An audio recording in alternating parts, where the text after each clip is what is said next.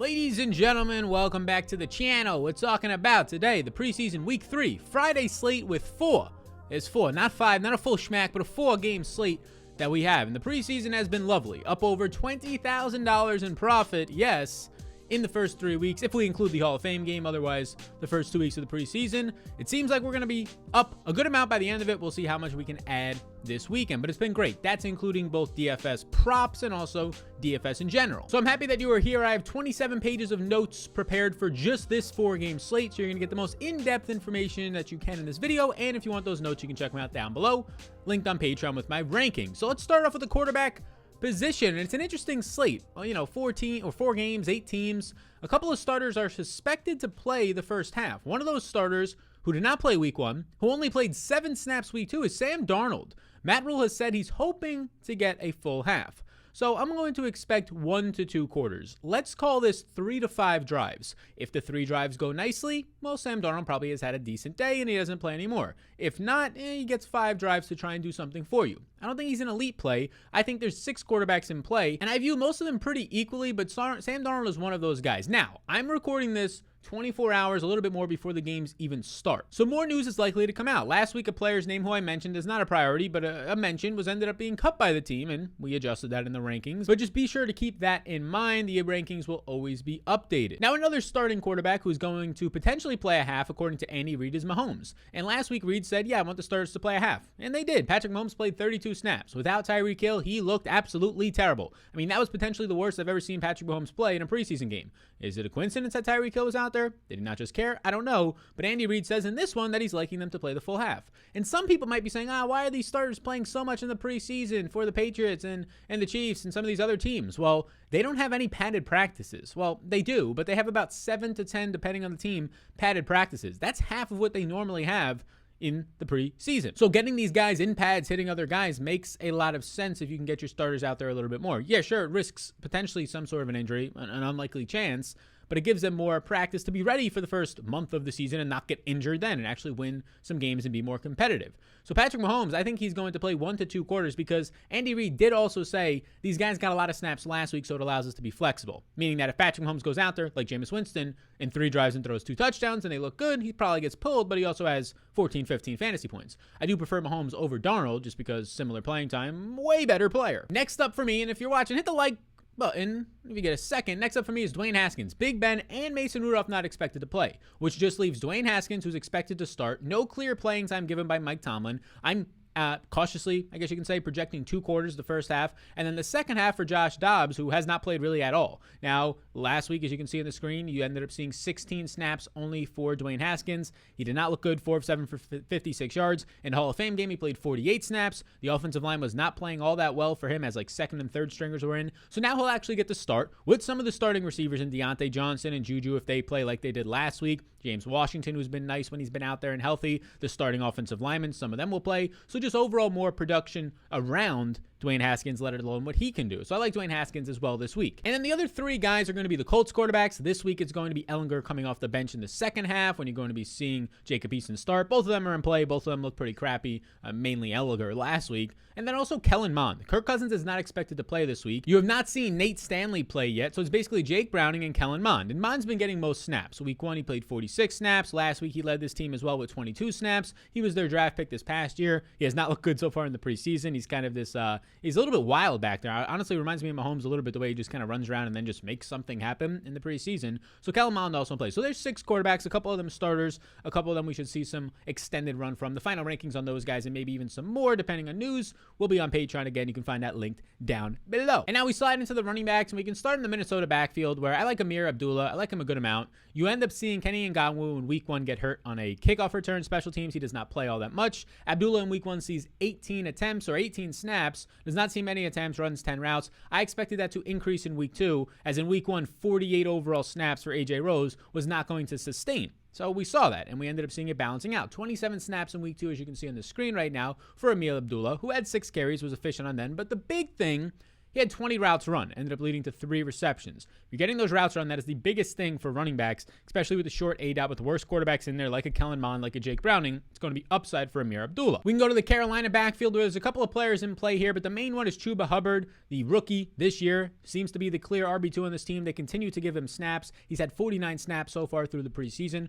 21 snaps last week. He ran 8 routes, brought in a couple of receptions. Overall, last week he had 11 touches on 11 opportunities. The week before that, he ended up having 11 opportunities. If you're going to give a talent like this, if you're going to tell me that he's going to have anywhere from 8 to 10 opportunities in a preseason game on a short slate with just 4 games, I'm going to buy into that. Not many running backs are going to go out there and have 10 plus opportunities like he's averaged each of these first 2 weeks. A talent like him who has big play upside, like you saw in week 1 of the preseason with a 59-yard run, that's going to be in play for me. And now we can go to the Colts backfield, where I do think it's going to be split up. Yeah, you have Jordan Wilkins back there who's fighting for a roster spot, and their main 3, and Nyheim Hines, Taylor, and Marlon Mack are all locked and loaded. I don't think Taylor plays in this game. I don't think you see much Mack or Nyheim Hines. So it leaves this backfield mainly of Deion Jackson. It leaves Benny LeMay. It leaves Jordan Wilkins. I think Wilkins can definitely see around 20 snaps be in play, but I like Benny LeMay a little bit more. I think they give him a little bit more run. That's what you've been seeing. Last week, he led all the running backs with 23 snaps, had 11 carries on the ground, ran 10 routes, and had 3 targets for 3 catches, so 14 opportunities.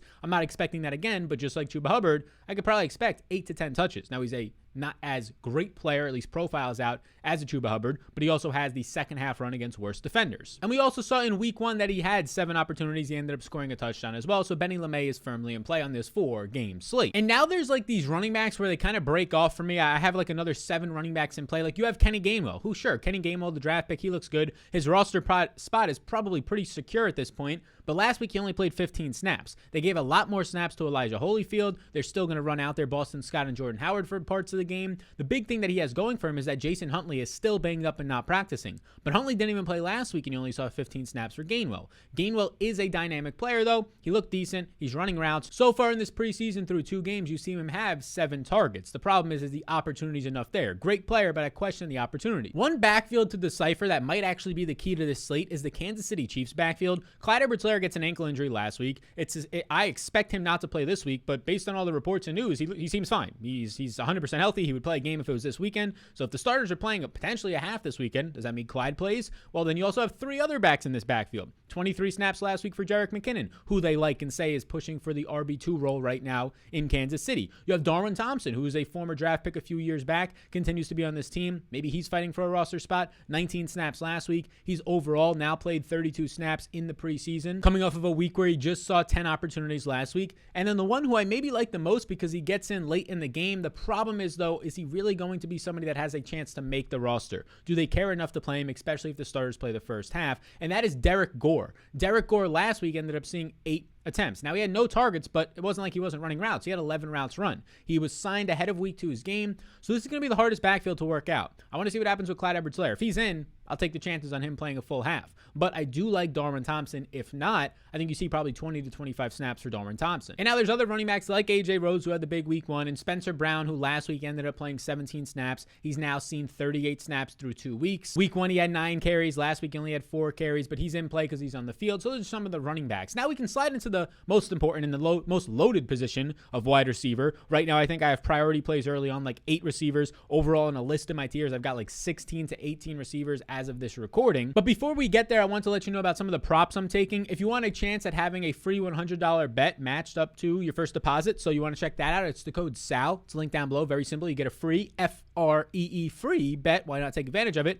I'm taking right now the over on Emil Abdullah, 5.8 points. Running those routes, no Kenny Ngongwu. I think he sees probably somewhere around 25 to 30 snaps. I like that for Abdullah. And right now, you can see Byron Pringle. That's a little bit of a teaser for what we'll talk about on the wide receivers. Took him over 4.5 points. I've got a bunch of props already taken, but here's the other 2 that we've talked about. Philip Walker, we didn't talk about him, but that's because PJ Walker, I think Sam Darnold plays about a half or a quarter and a half. I think PJ Walker is only going to play 1 to 1.5 quarters, but right now this 7.1 fantasy points is assuming that he plays 2 to 2.5 quarters. I hammer the under there. I think this number drops a ton. Take it before it drops a lot. Go get it right now on Prize Picks. And then another one that I like is right now the over 5.4 points for Kenny Gainwell. Now, I'm a little bit concerned compared to some of the other running backs in the slate, but 5.4 points for a guy who in this game is likely going to see 2 targets. The upside to see something like 5 targets in this game, and you know you're going to get 4 to 6 carries on the ground. I think you see 10 plus opportunities for a dynamic back who has receiving chops. I mean, if you get 3 receptions in this game from Gainwell, he's likely going over this number 90% of the time. So those are some of the props. 3 of them I've taken so far. I urge you to try it out. It's on Prize Picks. You use the code SAL down below, and you will get a free bet up to $100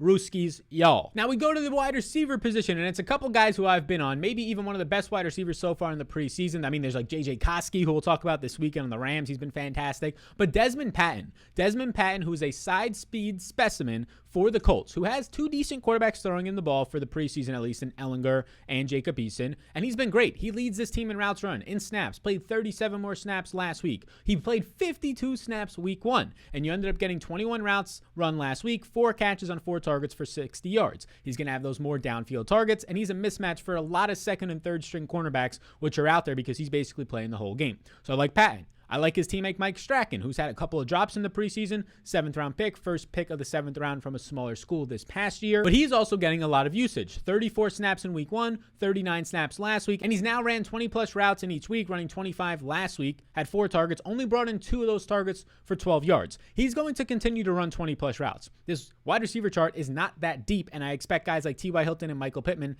not to play. So a 7th round pick, they want to see what they have in him and give him as much run as he possibly could, as it looks like he's going to make the roster. So Patton and Strachan, I do like. I think Patton picks up more ownership, and deservingly so, but Mike Strachan, or Strahan, whatever his name might be, apologize to the family. Hopefully you're not watching this and you're feeling disrespected. Hey, if you are, hey, my condolences from my family to yours. Next up is a man who we got news in week 1 that he was going to play more than people expected, and he ended up leading the team with 21 routes, 36 snaps, and he saw a team high 6 targets, mainly from the slot. And then in week 2 for the Detroit Lions, he plays 42 snaps. He said, you know what, I played 36 snaps. Let me one-up you. Let me run 32 routes. And this man's name is Tom Kennedy, who saw 4 targets last week, 2 from the slot, and he ended up finishing for 4 catches for 61 yards. My only concern with Tom Kennedy is he's clearly getting there on volume. Like, he's playing 36 and 42 snaps. What if that drops to 30? What if they don't run as many plays? What if they run the ball more and it leads to less passing plays and less overall plays because the clock is running? I mean, it's taking him 42 snaps to get you to barely 8 and 10 fantasy points. If they only play 30 snaps, and he's going to have their 6 fantasy points at likely higher ownership. So I do like Tom Kennedy, but he's mainly a slot guy and underneath route guy. Firmly in play, but if there is any concerns over ownership, this would be a guy to get away from. It's not like he's a downfield one-trick pony that can get you a touchdown based on size and speed like those Colts guys. So there are some concerns there if they decide to run the ball more than they have been so far in the preseason, and that is this Detroit team. Next up, a good spot to look is in the Minnesota receiving core, where there's 2 guys I want to point out. The first one is a draft pick from this year, Amir Smith-Marset. He has led this team so far in routes run. He has ran 46 routes through the first 2 weeks. Now, last week, he only ran 20 routes. He's definitely a lock to make this team on a team that does not have bodies. That's it. I mean, Justin Jefferson, unlikely to play. Adam Thielen already ruled out. D.D. Westbrook still has not been practicing, and he's rehabbing this ACL. So they only have 9 bodies on their receiving core. There's another 3 that likely won't play. So 6 bodies coming into this game, potentially at best for them. I have to think that Amir Smith-Marset is going to play a decent amount in this game. And he's seen a decent 8 targets in the preseason. He's only turned that into 2 catches for 12 yards. So I do think it will keep his ownership low. The second one is a draft pick from a few years back in KJ Osborne, who's been having a standout camp, who I also think plays a lot because of the lack of wide receiver depth they will have in this game. Last week, he led all wide receivers with 32 snaps. He led them with 25 routes run, brought in 2 of his 3 targets for 27 yards. I think KJ Osborne has a lot of upside and also touchdown upside, just like his teammate Amir Smith-Marset. And then we can talk about some of these receivers from the Chiefs. I mean, if Tyreek Hill is active for this game and they're telling you he's going to play 1 to 2 quarters and potentially a full half, meaning that 3 to 5 drives, depending on how well the offense plays, yeah, Tyreek Hill is pretty much in play. McCole Hardman last week, people want to take him in season-long leagues. I'm fully out on that. I don't really want to do that much. He played 3 to 4 quarters in a preseason game. He played mainly with backups, and he looked bad with Patrick Mahomes out there, so I don't know why the stock is rising for him, because he succeeded and scored a touchdown in the 4th quarter with all backups in and third strings in. But to each their own. McCole Hardman did play a lot last week. He had a massive 38 snaps. He ended up seeing 8 targets, 4 catches for 39 yards, and a touchdown in that game, running a team-high 29 routes. So Hardman is in play. A guy that I think who is more so in play, though, and Hardman's got the special talent. He'll probably see a good amount of usage. But a guy who sees probably 4 quarters of play is his teammate Byron Pringle, who played 27 snaps last week, 19 routes. He's fighting for this wide receiver 3 job. Not as talented as Hardman, or at least you don't think so, but I do think he's firmly in play. So all these receivers for the Chiefs, if they're going to see that much playing time, yeah, they're going to be in play as well. And now a name from the Chiefs who's actually led this team in routes run so far is Darius Fountain, who's on the bottom of their team right now, trying to make the roster bubble. They've got like 10 receivers. They'll probably take 7. I doubt they take 8. But in week 1, he led this team with 30 snaps. He ended up catching 4 of 6 targets for 38 yards. And then in week 2, the starters play a lot more, so it pushes him down, but he still ran 18 routes and caught all 3 of his targets for 54 yards. So even when McCole Hardman and Pringle and Robinson are playing into the third quarter and the late second quarter, he was still able to produce with 18 routes. So if those guys do the same thing, you know you're getting close to 20 routes for Fountain. But if those guys only play a quarter, it's looking like 25 routes and him being the clear and obvious choice for 3 quarters of this game. So Fountain, I do think, is going to be somebody who picks up basically no ownership, but is a strong option. And now my list of wide receivers goes about another 10 deep. I mean, I'll talk about them, or I'll rank them over on the Patreon tiers, so you can check those out. All the notes for them are there, but it's guys like Geronimo Allison, Marcus Kemp from this Chiefs team, Cornell Powell, their rookie from this year, James Robinson, and some of these other Steelers if they play, because starters like Najee Harris, Mason Rudolph, and Big Ben are not playing. So you might see Deontay and Juju not play, but they're in play. I want to see what happens with Devonta Smith and Quez Watkins. A big name to keep an eye on is Denzel Mims, who missed last week for an undisclosed injury on a Thursday at practice. No updates as of this recording a week later, so keep an eye on that, because if he's out there, I expect him to play a ton in this game. But we have to see what actually happens with the injuries. I'll be updating that in the tiers to let you know if he plays or not up until lock. And one last pause to let you know about our final sponsor of the show, and that is SuperDraft, who we've been talking about. I saw some of you have signed up over the past week. Hopefully you guys are doing well. Saw some people in the Discord binking for $500, $1,000, $400 over the last week in the preseason. Great to see. And if you're not already on SuperDraft, check it out. It's a multiplier format, so you can play whoever you want based on multipliers. And the biggest 2 things to know about SuperDraft is the contests don't fill. So they have a $50,000 first contest for the NFL Week 1. For this week, they have a couple of contests with like $3,000 and $5,000 prize pools for the preseason, which is great because the contests aren't filling. So for example, right here, and this is very early, this is about a day in advance, so there's only 4 people in this out of 138. But this contest is only going to fill at 60 to 70%, meaning that the other 30 to 40% that does not fill, the site still has to put the money in for, so you're still playing for the same amount of money against a third of the field potentially, if not more. So the easiest chance to win any money this weekend is right here, because you're going to have a leg up. This is just by entering a lineup. You're going to beat 30% of the field, maybe even more than that, especially because it's the weekend and the preseason. Not a lot of people involved. Not a lot of people trying to enter lineups in the afternoon on the Saturday and Sunday slates. So be sure to take advantage of this, because the contests are not filling. Again, it is the best potential way for you to make any money in DFS or props this weekend. The easiest way, at least, by just not adding any more effort other than signing up there. And you'll get $25 if you want to use the code SAL when you sign up. So you get $25 to play with for free. Try it out, and bam, what do you know? The contests aren't filling, so your best chance to win with free $Rooskies using the code SAL. Not bad. Check it out down below. Now let's close it up with the tight ends. We'll start with Travis Kelce. The same thing as last week. I mean, there's some risk here that he just doesn't play all that much, but last week he ended up playing a massive 31 snaps. But those 31 snaps only led to 1 target. It's rare that you're going to see that happen more often than not. So Kelce firmly in play if they get the run yet again, which is the risk you're going to see. I'll be monitoring the news up until lock. His teammate Noah Gray is also firmly in play. Noah Gray's been running a lot of routes, leading this team in snaps so far at the tight end position with 33 week 1 and 35 last week. Last week he caught all 3 of his targets for 22 yards. He is the rookie that they do have a lot of upside and expectations for in the receiving game behind Kelce. I do like Noah Gray as well. And believe it or not, I've got about another 10 or 12 tight ends listed who have been running routes, and they all look kind of similar after the first few that we talk about. So they'll be in the tier somewhere. We're not going to break down into 12 tight ends on this video for the preseason. But one guy to look at is Elijah Mack. Elijah Mack is in a backfield or a tight end competition right now with TJ Hawkinson, who's doubtful to play. There's Darren Fells, the veteran, who should not play that much. There's 2 guys in Hunter Thedford and Charlie Tamamupe who are on the NFI list as of right now. So it really just leaves Brock Wright, who played 22 snaps last week, and Elijah Mack, who is expected to see a large snap share this week as he's fighting for a roster spot right now. And he played a team-high 33 snaps out of all the tight ends last week. He ran 16 routes. He has now ran 29 routes, leading this team through the first 2 weeks. He's only seen 3 targets, though, 2 catches for 16 yards, but it's at least worth mentioning that he will be a tight end who's out there a lot, potentially playing 35 to 40 snaps. Another guy to talk about is Brandon Dillon for the Vikings, who was also leading this team and the tight ends in snaps. He played 36 snaps week 1, led to 3 targets, and then he played 27 snaps last week, led to 2 targets. So 5 targets for 2 games, The preseason for a tight end, if you're getting 3 targets, that's pretty solid. Dylan in play from the Minnesota Vikings. And then there's a lot of other tight ends. Jack Stoll plays 31 snaps last week. Farrad Green comes out of nowhere and sees a decent amount of snaps. Kylo Granson, who's having a great camp, it's not translating